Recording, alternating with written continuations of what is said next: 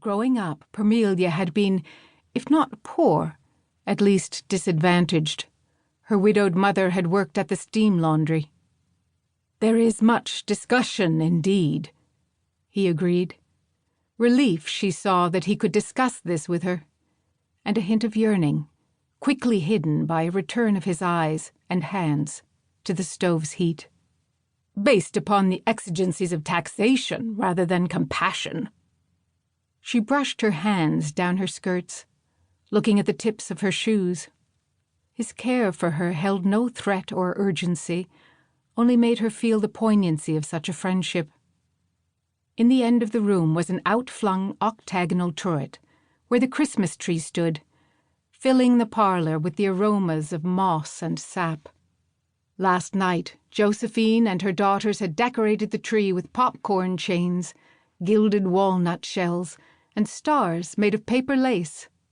"I have read about the auction, Mr. Fairweather. Once a year paupers are offered for sale." The bidding went downward rather than up. The lowest bidder won the pauper. "It saves the province money." "Precisely. There is a girl up for auction. I have visited her. Her name is Flora Salford." He folded his hands in his lap and watched the fire. She saw his lips tighten, pained. "Why?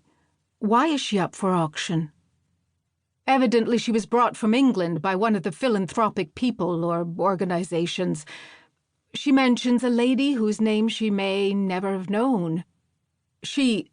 Flora, has been here in Canada for 5 years and has somehow fallen through the cracks, as it were. I suspect that Maria Rye is the philanthropist responsible. Have you heard of her?" Yes. Josephine had seen pictures of Maria Rye in the newspaper. She was an Englishwoman. The children she brought to Canada were known as Miss Rye's girls. "She is a bit slipshod in tracking the children, especially those not taken to her distributing home in Niagara-on-the-Lake, but dropped in Halifax or St. John." A log crumbled. He prodded the fire into shape with the poker. "The short of Flora's story is that she went to a farmer and his wife, who were both killed in a carriage accident. I heard of that accident on the Mine Hill. Terrible. The girl has no one, and so has ended up on the pauper rolls. Hence, she is to be sold at auction." "She has no one?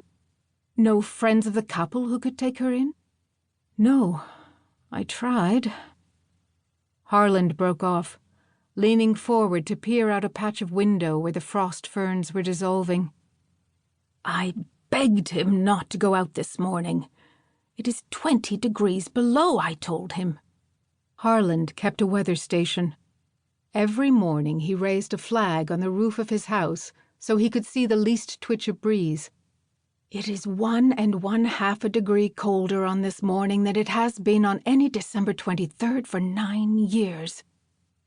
Josephine craned to see out the window, touched by his concern.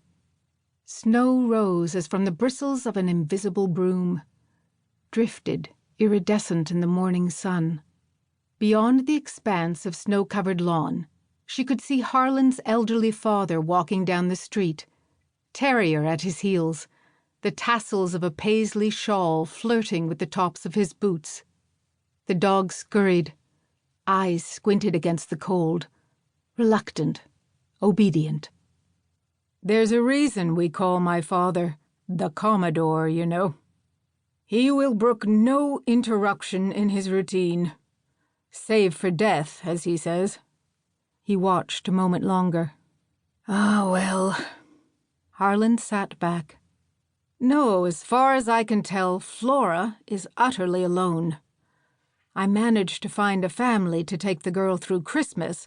They will have her until the auction." Josephine brought to mind the customary image of a home child.